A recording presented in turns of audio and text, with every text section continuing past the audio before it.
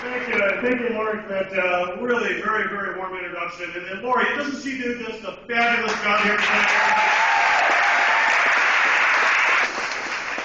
And of course, she can't do it alone. We're so proud of all the staff and the volunteers. This organization runs on their energy, their drive, their commitment, and we thank each and every one of them for all they do. Actually, Lori's going to be on the radio with me on Monday, so we're going to be together again. And if you like what you heard with her today, we're going to go talk a little bit more about Planned Parenthood and the challenges that we're having right now here in Oakland County and getting a site in Auburn Hills so that women in Oakland County can actually find the services they need in the county in which they actually live in instead of driving all the way across the state.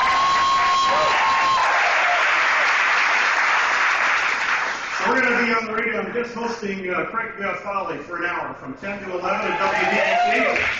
She'll be on, so tune in. I think we'll have some Q&A as well, so we'd love to hear your comments.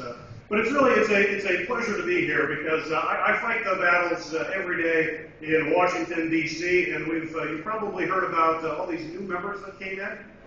They are, let me put it this way, they never let the facts get in the way of their opinion.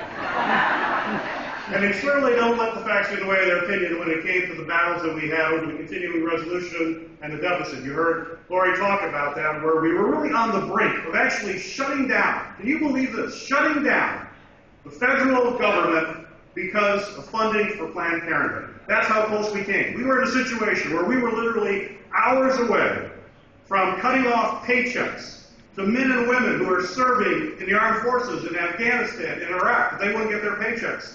And many of those junior enlisted men and women have families back home that live paycheck to paycheck. May see that paycheck not come in while their loved ones are overseas. They were willing to furlough 800,000 federal employees and in the process cut off services to millions of Americans. And it became very, very clear that it wasn't about the deficit. It was about Planned Parenthood's mission of helping women. And thank God that the President and the Democratic Congress stood up and said, we will not let that resolution stop.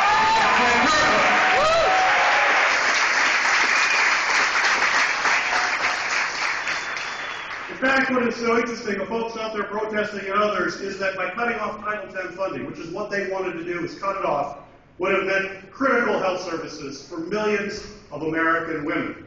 Services nearly 4 million men and women with contraceptive services. 2 million for cancer screenings, for breast cancer and cervical cancer. And because of that planning, had that funding been cut off, it was very clear what would have happened with that funding cut off. One, certainly women would have died. And two, you would have likely have seen a number of other unintended pregnancies. In fact, there would have probably been an additional 500,000 abortions with that funding cut. It's Planned Parenthood. It's Planned Parenthood mission of standing up for women and standing up for their futures, which is what we're here fighting for. But this is a tough, tough battle. And I appreciate all of you coming here today, writing checks to Planned Parenthood, showing your support, but the battle does not end today. The battle is going to move forward. It's going to go into the elections, and it's going to go into next year. And we need to start changing this dialogue with the American people and putting facts on the table for the American people. What I would implore all of you, encourage all of you to do as you go back to tomorrow, go back home. We need to get this message out. Take action in your community. Talk to your neighbors and friends. And I'd say, please, write a letter to the editor. We need to see letters to the editor in the newspapers with the facts about what Planned Parenthood stands for and why it is important to stand up for women's health. And we need that voice out there.